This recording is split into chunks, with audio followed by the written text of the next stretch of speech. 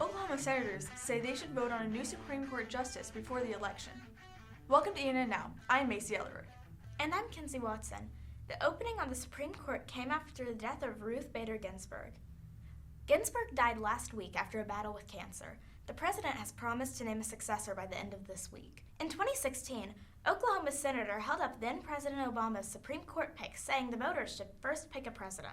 Senators Jim Inhofe and James Lankford told the Tulsa World they believe they should put in a new justice prior to the election.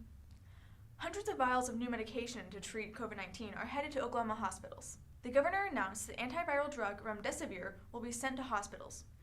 Doctors say the drug is only given to patients in the hospital, and CNHI newspapers report the drug can shorten the recovery time of patients with severe reaction to the virus.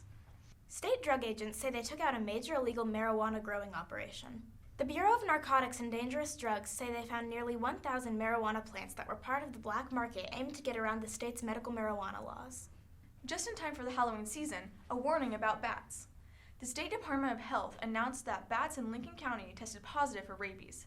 This is the second time in the last 6 weeks bats near Chandler have tested positive for rabies. The health department says skunks and bats are the primary carriers of rabies in Oklahoma.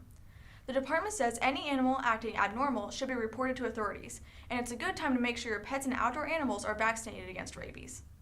In some offbeat news, a team of scientists won a Nobel Prize for the most unusual experiment.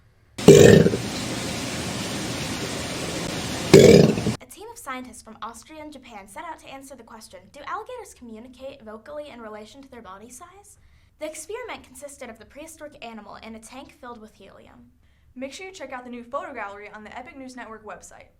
The ENN photography staff went out to document what pandemic life in Oklahoma looks like. Check out the pictures on our website. That's all the time we have for today. Thanks for joining us, and remember to keep checking our site for more stories and projects from our team of student journalists.